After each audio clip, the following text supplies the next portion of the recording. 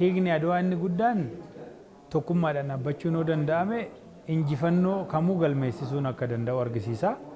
Kan ammoo kan argisiise lola Adwaa irratti bara 1896 godhame irratti qofa odoo hin taane hidha guddicha haaromsa Itoophiyaa irrattis irra deebiidhaan arginee jirra jechuudha. Keessayyuu Itoophiyaanonni waliin ta'anii dhaabbachuu danda'an waan milkeessuu barbaadan kamuu akka milkeessan yeroo lama irra deebinee arginee jirra yoo xiqqaate.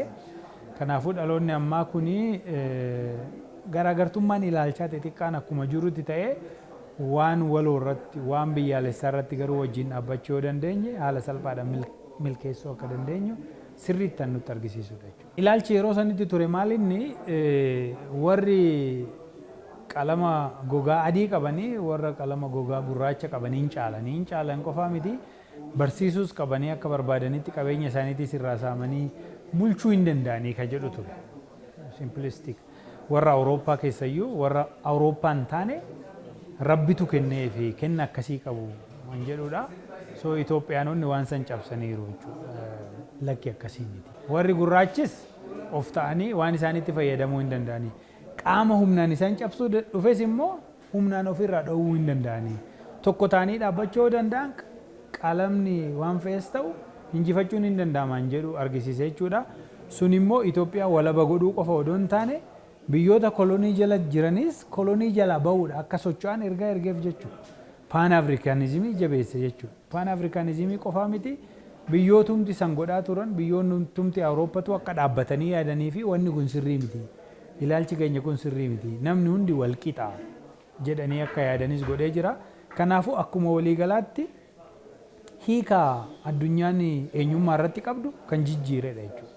Itoophiyaa mallattoo birmadummaa, mallattoo walabummaa, bilisummaa godhee dhiyeessuu irra darbee biyyoonni biraas uumamaan mirga akka qabanii fi mirga san kabachiisachuu akka danda'an isaafis socho'uu akka danda'an godhee Pan-Afrikaanizimii jajjabeessee sochii kolonii jala bilisa bahuu jajjabeessee addunyaa amma jirtu tana biyyoota amma addunyaa irra jiran kana bifa kanaan akka ijaaraman godhuu keessatti iddoo guddaa qaba jechuudha. Ulaan galaanaa Adwaan bara 1869 qofa ka ta'ee miti. Akkuma dura jennee Adwaa Itoophiyaanonni milkeessuu kan danda'an tokkummaadhaan yeroo dhaabbatani. San booda tokkummaadhaan dhaabbatanii hidha haaromsa guddicha Itoophiyaa kana mirkaneessanii jiru. Ammas immoo gaafii gilgiltuun keessayyuu fedhii biyyoolessaatiin wal qabatee amma ka'aa jiru karra galaanaati.